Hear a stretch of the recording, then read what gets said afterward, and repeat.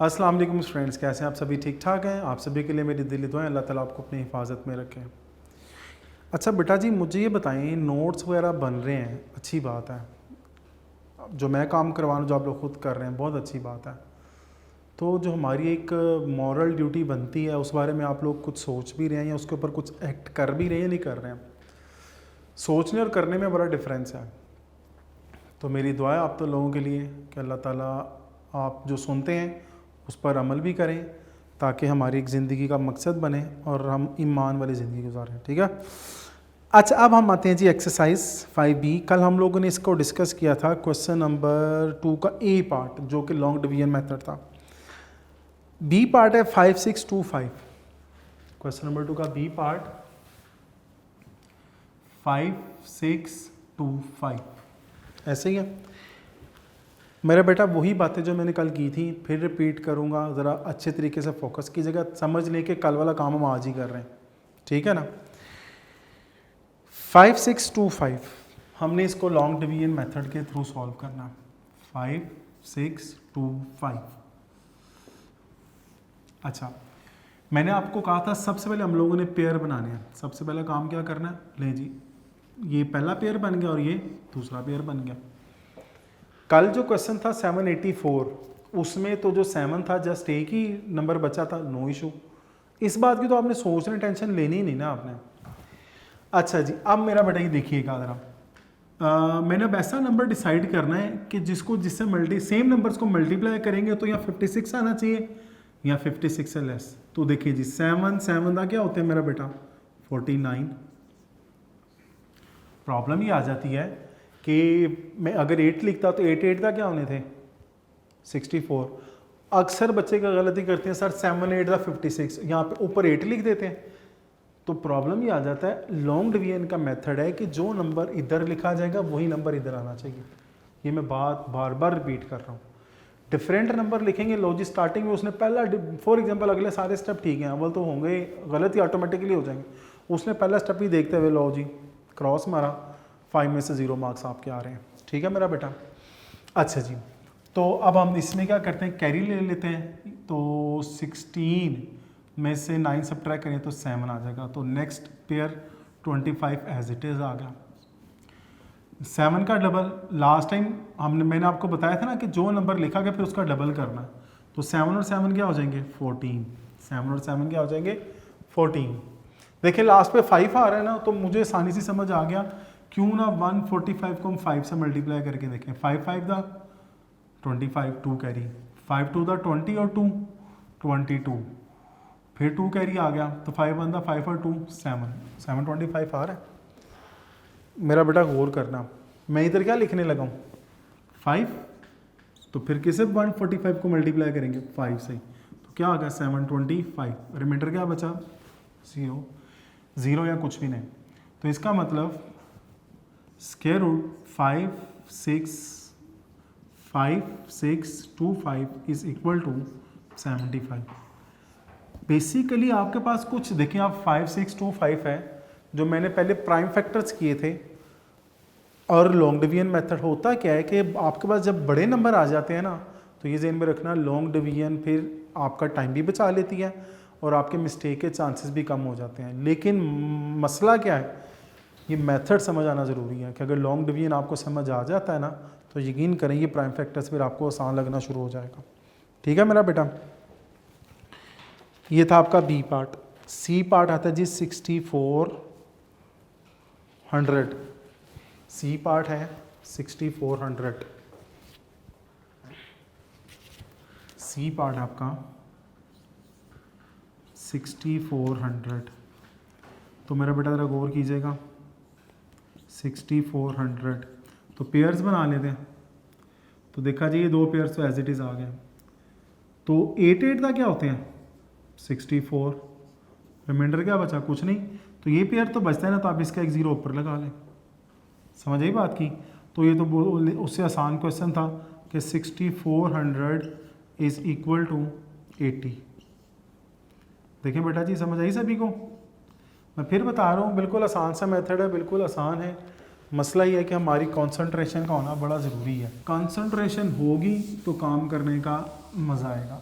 Concentration ही नहीं है तो मैं ओपन चैलेंज करता हूँ कि आपको ये बात समझ ही नहीं आएगी, कभी भी समझ नहीं आएगा। मैं आपको पढ़ा रहा हूँ ना, तो यकीन जाने कि चलें अब तो थोड़ा सा हमें प्रैक्टिस हो गई हुई है। सम टाइम क्या होता था कि एट अ टाइम हम 2-2 बातें 3-3 बातें सोचते थे ना, तो काम ख़राब हो जाता था। इवन कि मैं आपके साथ एक बात शेयर कर ही लेता हूँ। कुछ अर्सा पहले की बात है, तो मैं एक क्वेश्चन करवा रहा था, तो मैं किसी और एकेडमी में था, तो उससे पहले मुझे ना बड़ा अच्छा फीडबैक मिला, चला बड़ा अच्छा पढ़ाते हैं, बड़ा अच्छा पढ़ाते हैं। वही 4 दिन गुजर गए हुए, तो हालांकि आपके डेमो के लिए 2 दिन भी बहुत होते हैं।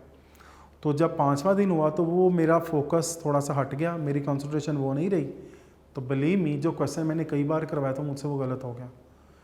तो अब मैं ऑफिस में गया हूँ, मैंने प्रिंसिपल साहब से कहा, मैंने कहा सर मुझे कुछ बातें लगी हैं मैनेजमेंट के हवाले से, और कुछ क्लास में एक आपने जो बंदा रखा हुआ है जो चौधरी टाइप होता है, या इन शॉर्ट जो आपने वो जो है ना रिसेप्शन पे रखा होता है उसके थ्रू मैसेज आने, तो वो थोड़ा ओवर कॉन्फिडेंट हो रहा था। मैंने कहा सर क्लास में आकर उसने 2-3 दफ़ा जो है ना इस तरह इंटरफेरेंस किया, तो लेक्चर में डिसकंटिन्यूटी आई, तो फिर मुझे मज़ा भी नहीं आया पढ़ाने का। तो अब मज़े की बात है, उससे अब मैं आके ना प्रिंसिपल को बड़ी बातें सुना रहा हूँ। वो प्रिंसिपल जो है ना साथ जो एक सामने एक और रिसेप्शन पे जो बंदा एक बैठा होता है वो उसकी तरफ देखता है, लेकिन मुझे उस वक्त समझ नहीं आया। वेरी नेक्स्ट डे क्या होता है कि अकेडमी टाइमिंग से पहले मुझे एक फ़ोन आता है, सर वो बच्चे अब बेसिकली आपसे सेटिस्फाई नहीं हो तो आप कल से ना आइएगा। लो जी, एक तरफ मुझे फीडबैक बड़ा अच्छा मिला, वो क्वेश्चन गलत होने की वजह से क्या हुआ कि मुझे फिल वक्त उस अकेडमी से जवाब हो गया। कहने का मकसद ही, आपको बात बताने का मकसद क्या था कि फोकस होना बहुत ज़रूरी है, ठीक है ना। फोकस होना बहुत ज़रूरी से क्या मुराद है, फॉर एग्जांपल आप कहते हैं सर हम काम करने बैठे तो हमारी टेंशन डाइवर्ट हो जाती है, तो मेरा बेटा पता क्या करें, आपकी वालदा आपसे कोई बात करना बड़ी गौर से सुनना शुरू कर दें, आपके वालिद साहब आपसे कोई बात करें बड़ी गौर से सुनना शुरू कर दें, आपके छोटे बहन भाई हैं, आपका बड़ा कोई बहन भाई है, उस किसी एक को डिसाइड कर लें, स्टार्टिंग है ना, किसी एक को डिसाइड कर लें और उसकी बात आप बड़े गौर व फिक्र से सुने, बिलीव मी आपको फोकस करने का तरीका आ जाएगा। टेंशन डाइवर्ट होगी तो बिलीव मी प्रॉब्लम होता है, वो चाहे मैं ही क्यों ना हो या और भी क्यों ना हो, ठीक है ना। तो आपने इस ज़हन में रखना है कि जब तक कंसंट्रेशन इंक्रीज़ नहीं करेंगे ये बातें आपको समझ नहीं आएंगी। अच्छा मेरा बेटा, अब आपका नेक्स्ट है जी डी पार्ट, वो आप लोगों ने खुद सॉल्व करना है। मैं ई पार्ट की तरफ आ रहा हूँ क्योंकि वो फ्रैक्शनल है, तो कोई बात नहीं, फ्रैक्शनल भी आ जाए तो फिर क्या होगा, हम उनको सब, लेकिन मेथड कौन सा है, लॉन्ग डिवीजन। चलें जी, अब मैं स्टेटमेंट भी रेज कर रहा हूँ। डी पार्ट है बेटा 961/1156, 961/1156, ये आपका ई पार्ट है, क्वेश्चन नंबर 2 एक्सरसाइज 5B। अच्छा जी 961 है। अच्छा अब 961 है, चलिए जी हम पहले 961 के जो है ना वो लॉन्ग डिवीजन के through square root find out करते हैं। तो फर्स्ट पेयर बना, एंड पे कौन बच गया 3, लो जी 3 का क्या होते हैं 9, एनी प्रॉब्लम, क्या आ जाएगा 61। इधर क्या लिखा है मैंने, ये वाला पेयर एज इट इज़ आ गया ना, ये 3 है, लो जी 3 में 3 ऐड करें क्या आता है 6, मसले हल हो गए। इधर 1 है, लो जी 61 को 1 से मल्टीप्लाई करें तो 61 आ गया। नेक्स्ट क्या 1156, 1156, एक ये पेयर बन गया और एक ये पेयर बन गया। तो मेरा बेटा देखिए 3 का क्या होते हैं 9, तो 11 में से 9 सब्ट्रैक्ट करें क्या आएगा 2, और next pair 56 as it is आ गया। 3 का डबल क्या होगा मेरा बेटा 6, ऐसे ही है ना। तो अब देखा जाए फिर मैंने आगे कैसे नंबर से मल्टीप्लाई करना है कि हमारे पास ये आ जाता है। तो अगर मैं करूं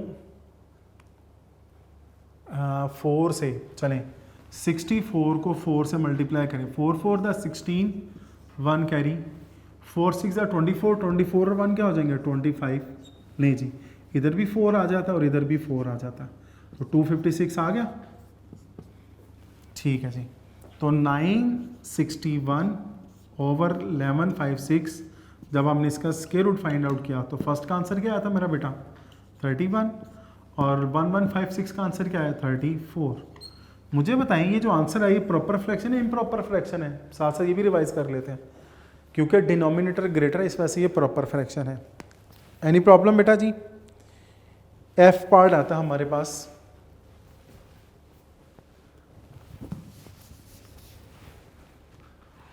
1,444 ओवर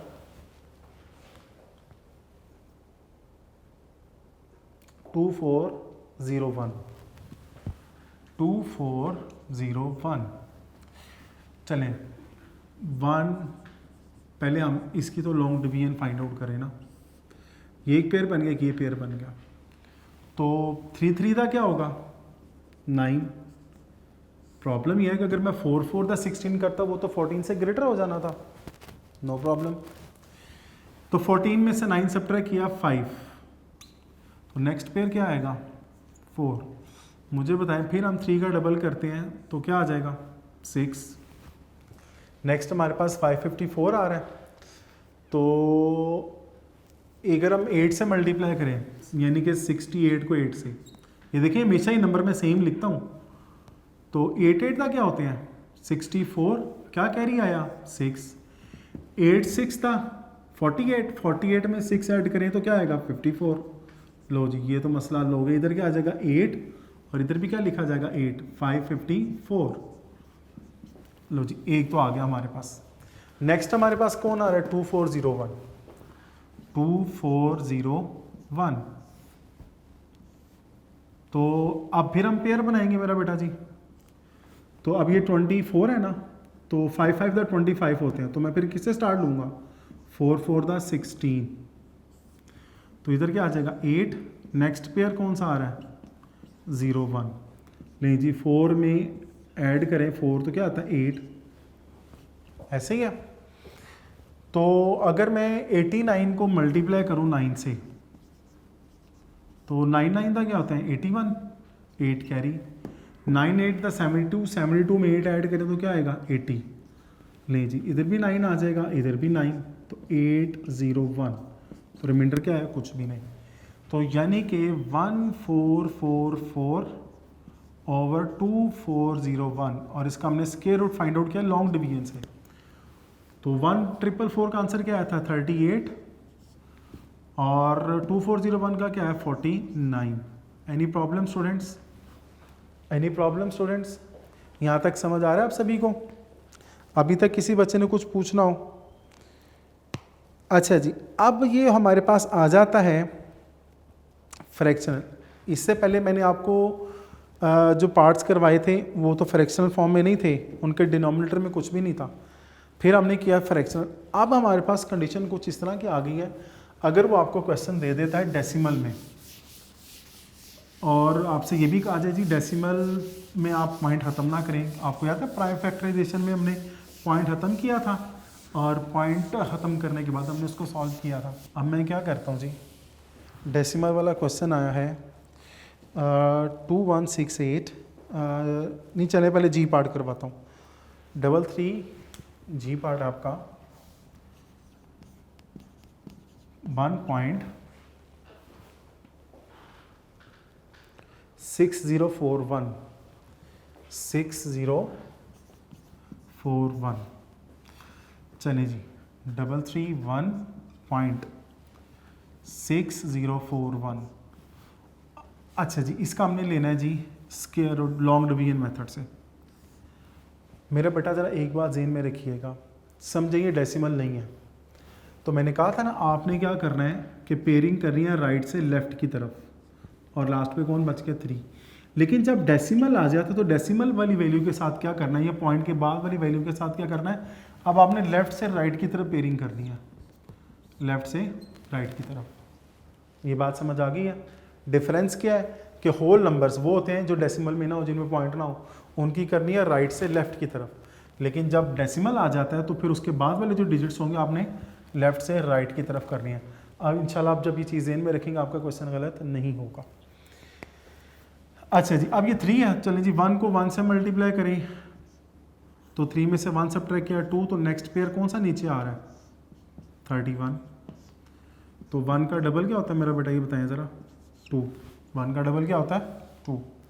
अब 231 है ना, तो अब देखा जाए किस नंबर से मल्टीप्लाई किया जाए। चलें थोड़ा सा सेपरेट इधर सोल्व कर लेते हैं। अब 231 2 है हमारे पास जस्ट, तो अगर मैं मल्टीप्लाई करूँ फॉर एग्जांपल 6 से, तो 6 का क्या होता है मेरा बेटा 36। क्या कैरी आ जाएगा 3, 6 टू द 12 और 3 1, ये तो भी काफ़ी स्मॉल आ रहा है, ठीक है जी। तो फिर हम 8 से मल्टीप्लाई करके देखते हैं। 8 8 का 64, क्या कैरी है 6, 8 टू द 16 और 6 कितने हो जाएंगे 224। ले जी ये करे आ जाता है नियरेस्ट इसके। अब हमने किससे मल्टीप्लाई किया 8 के साथ, तो क्या आया मेरा बेटा 224। तो 1 कैरी लें, 11 में से 4 सब्ट्रैक्ट करें तो क्या आ जाएगा 7, बाकी तो 2 में से 2 गया 0, 2 में से 2 गया तो 0 आ जाएगा। नेक्स्ट पेयर कौन सा आ रहा है मेरा बेटा डेसिमल वाला। आपको लिए एक और चीज़ आसान कर दूं, तो आपने फिर यहाँ पे पॉइंट लगा लेना, क्योंकि अब आगे डेसिमल वाला शुरू हो रहा है ना। तो अब इधर हमने 8 लिखा था मेरा बेटा ज़रा, तो बताएं 8 का डबल क्या होता है 16, तो 1 कैरी हो जाएगा, तो 2 और 1 क्या हो जाएंगे 3। अब मैंने क्या करना है, यहाँ पे 3 6 है 36 यानी कि, और ये 7 60 है, तो 3 6 है ना, तो इधर भी 2 करें इधर भी 2 करें, तो 2 2 द 4, 2 6 द 12, 1 कैरी, 2 3 6 और 1 7 7 24। क्योंकि अगर मैं इससे अगला नंबर लिखता हूँ ना 3 से 3 3 9, वो तो डायरेक्टली ग्रेटर हो जाएगा। चलिए इधर भी 2 आ जाएगा और इधर भी 2, तो 724। तो इधर आ जाएगा कैरी 10 में से 4 सब्ट्रैक्ट करें मेरा बेटा क्या आता है 6। इधर आ गया 5 में से 2 सब्ट्रैक्ट करें क्या आएगा 36। नेक्स्ट पेयर क्या आ रहा है मेरा बेटा 41। नेक्स्ट पेयर कौन सा आ रहा है 41। लेकिन हमने जो रूल है वो तो नहीं ना भूलना। नेक्स्ट नंबर मैंने क्या लिखा था 2, तो 2 को 2 कितने हो जाएंगे 4, 6 और 3 एज इट इज़ आ जाएंगे। आप देखें 364 है, इधर क्या लिखा हुआ 1। लो जी आप डायरेक्ट फिर 1 से मल्टीप्लाई कर दें, 3 6 4 1, तो रिमाइंडर तो कुछ भी नहीं आया। क्लियर होगी बात। तो इसका मतलब 331.6041 और इसका हमने स्क्वायर रूट लिया, तो मेरे पास आंसर क्या आ गया 18.21। Any problem students. और ये जेन में रखिएगा, ये इंपॉर्टेंट है, ये जेन में रखिएगा, ये इंपॉर्टेंट है, ठीक है जी। इसी तरह जनाब अब आपका आता है जी एज पार्ट, वो आप लोग खुद करेंगे, मैं आई पार्ट सॉल्व करवाने लगा हूँ। स्टूडेंट्स ये समझ आ गया ना, तो इसको आपने दोबारा रिकॉर्डिंग को देखना अच्छे तरीके से, ये समझ आना बहुत ज़रूरी है। पॉइंट से पहले लेफ्ट की तरफ हमने पेयरिंग करनी है और पॉइंट के बाद आपने राइट की तरफ पेयरिंग करनी है। अच्छा जी, नेक्स्ट आपका मैंने बोला आई पार्ट, जबकि एज पार्ट मैंने आपको होमवर्क दिया है 2168। आई पार्ट आपका है 2168 पॉइंट। नेक्स्ट डिजिट्स क्या है हमारे पास 7649। चले मेरा बेटा फिर हम इसको इधर लिखते हैं 2168.7649। इसकी पेयरिंग इस तरफ होगी, एरोज की वजह से आपको पता लग गया, और इसकी पेयरिंग राइट साइड पे होगी। चले मेरा बेटा 4 4 था 16, तो इधर क्या आ जाएगा 5 और next pair as it is आ जाएगा 68। तो मुझे बताएं 4 का डबल क्या होता है 8। 4 का डबल क्या होगा 8। अब फिर वही बात आ जाती है कि हमने ऐसी वैल्यूज सेलेक्ट करनी है जो इसके इक्वल आ जाए 568 के, या इसके क्लोजेस्ट हो, लेकिन इससे ग्रेटर ना हो, इसके ग्रेटर नहीं होनी चाहिए। चलें मेरा बेटा ज़रा 8 आ रहा है ना, 8 को मल्टीप्लाई करें ज़रा 6 के साथ, तो 6 का क्या होता है मेरा बेटा 36। क्या कैरी आएगा 3, तो 6 8 था 48 में 3 करें 5 16 आ गया। तो ये देखिए जी इसके, क्योंकि अगर मैं नेक्स्ट नंबर करूँगा वो इससे बहुत आगे चला जाएगा या इससे ग्रेटर हो जाएगा, सिंपल सी बात है। तो किससे हमने मल्टीप्लाई किया 6 के साथ, तो क्या आया 5 16। तो मेरा बेटा 8 में से 6 सब्ट्रैक्ट करें क्या आता है 2, और 6 में से 1 सब्ट्रैक्ट करें क्या आता है 5। नेक्स्ट आता है पॉइंट, यानी कि अब नेक्स्ट आ रहा है जी 76। नेक्स्ट पेयर कौन सा आ रहा है 76, लेकिन अब आप यहाँ पे पॉइंट यूज़ कर लें। चले मेरा बेटा ज़रा 6 का डबल क्या होगा, 6 और 6 12, 1 कैरी, ये क्या आ जाएगा 92, ये मेरे पास क्या आ जाता है 92। Any problem? अब प्रॉब्लम ये है कि ये तो थाउजेंड्स में आ रहा है कि 5276 है, 92 है, तो मेरा बेटा देखिए ज़रा 92, 5 9 दा 45 होते हैं ना, चलें 5 से करें ज़रा, 5 5 था 25, क्या कैरी आएगा 2, 5 2 दा 10 और 2 12, क्या कैरी आएगा 1, तो 5 9 दा 45, 45 और 1 46। अच्छा चलें 9 2 6 के साथ करके देखते हैं, 6 9 दा 54, बेटा वो तो डायरेक्टिव 54 ग्रेटर चला जाएगा, इसको हम इसी से लेना पड़ेगा। नेक्स्ट हम किस नंबर से मल्टीप्लाई कर रहे हैं 5 से, और इधर भी क्या लिखा जाएगा 5, तो क्या नंबर आया था 4625, 4625, तो 6 में से 5 सब्ट्रैक्ट करें 1, 7 में से 2 सब्ट्रैक्ट किया तो 5, 1 कैरी ले लें, 12 में से 6 के तो 6, 651 आ गया। नेक्स्ट क्या आएगा 5 को ऐड किया जाएगा, तो 5 और 5 10, 1 कैरी 3, और ये 9 एज इट इज़। अब मेरा बेटा बताएं नेक्स्ट पेयर कौन सा आ रहा है जी 49, चलें जी 49 लिख लेते हैं हम। नेक्स्ट पेयर हमारे पास कौन सा आ रहा है 49, तो 930, तो अगर आप मल्टीप्लाई करें 7 से, 7 3 21, हाँ जी चलिए 7 से मल्टी देखें 9307, तो आप सेम नंबर पे लिखें 7 7 दा 49, क्या कैरी आया 4, 7 0 0 0 में 4 ऐड किया तो 4 आ जाएगा, 7 3 दा 21, क्या कैरी आया 2, 7 9 दा 63, 63 में 2 ऐड करें तो 65, लो जी वही वैल्यू आ रही है।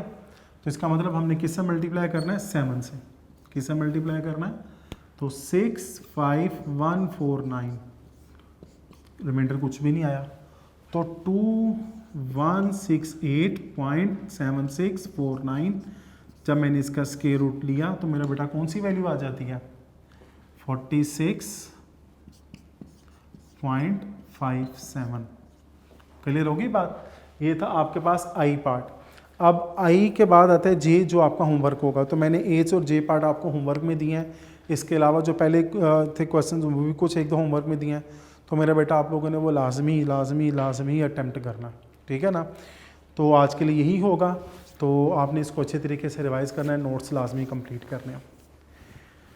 अच्छा जी, आज का मैसेज कल, हाँ कल मैंने ज़िक्र किया था खुशामद का, शायद आपको याद हो, तो आपने ये भी देख लिया कि किन के लिए खुशामद होनी चाहिए और किन के लिए नहीं होनी चाहिए। खुशामद का मतलब होता है किसी के लिए तारीफ़। मैं क्लास में आया हूँ, मेरे सर सामने खड़े हैं, सर आप बहुत अच्छे पढ़ाते हैं, सर बिल्कुल ठीक है, ओके जी, ओ मैं चला गया। वो सर तो कहेंगे यार आपने मेरी इंसल्ट की है, मेरी तारीफ़ की है। मैं इतनी स्पीड में कह के चला जाता हूँ, मेरे कोई इंचार्ज आती हैं क्लास में, आकर मुझसे पूछती हैं आपके सर कैसे, ओ मिस बस ठीक है, सही पढ़ा रहे हैं, बहुत अच्छा पढ़ाते हैं मिस, ठीक है, साथ ही अपने बातें शुरू कर देता हूँ। वो इंचार्ज भी डिसाइड करने पे लगी रहेगी कि यार इसने सर को बेसिकली बॉदर किया है नहीं किया, या सर की तारीफ़ की है नहीं की है, उनसे सेटिस्फाई है या नहीं है, ठीक है ना। हम लोग नमाज़ पढ़ते हैं, हम लोग उसके बाद तस्बीह फ़ातिमा पढ़ते हैं, हम लोग अल्लाह का ज़िक्र करते हैं। मैंने नमाज़ पढ़ी और मैं लगा हूँ सुभान अल्लाह सुभान अल्लाह सुभान अल्लाह सुभान अल्लाह सुभान अल्लाह अल्हम्दुलिल्लाह अल्हम्दुलिल्लाह अल्हम्दुलिल्लाह अल्हम्दुलिल्लाह, वो लफ्ज़ साफ़ आ रहा है नहीं आ रहा, बेसिकली अल्लाह ताला की तारीफ़ें हैं, सुभान अल्लाह भी और अल्हम्दुलिल्लाह भी। अगर मैं इस तरह बोलूँ सुभान अल्लाह सुभान अल्लाह सुभान अल्लाह, पूरी लफ्ज़ की अदायगी भी अच्छे तरीके से हो रही है, अल्हम्दुलिल्लाह अल्हम्दुलिल्लाह अल्हम्दुलिल्लाह, अल्लाहु अकबर अल्लाहु अकबर अल्लाहु अकबर। तो क्या अल्लाह ताला को अपनी ये तारीफ़ फिर पसंद नहीं है कि जिसमें आजिज़ी हो? एक तरफ हम बड़ी स्पीड में लेके जा रहे हैं, एक तरफ हमारे अंदर आजिज़ी है, तो बताइए अल्लाह ताला किस तरीके को पसंद करेगा? तेज़ तेज़ किए हुए सजदे जो है वो समझ ले काले कपड़े में लपेट के आपके मुंह पे मार दिए जाएंगे। तेज़ी से पढ़ी गई नमाज का कोई फ़ायदा नहीं होगा। नमाज समझ के पढ़ें, नमाज इस तरह पढ़ें जैसे आप अल्लाह ताला से गुफ्तगू कर रहे हैं, और आजिज़ी के साथ अल्लाह ताला के ज़िक्र और तारीफ़ करें। अल्लाह ताला की तारीफ़ करते रहें तो यकीन करें कामयाबी हासिल करते रहें। ये मेरा एक आपके लिए चैलेंज है, आप लोग इसको आजमा के देख लें। दुआ में याद रखिएगा, इंशाल्लाह आप लोगों से अगले लेक्चर मुलाकात होगी। अल्लाह हाफ़िज़।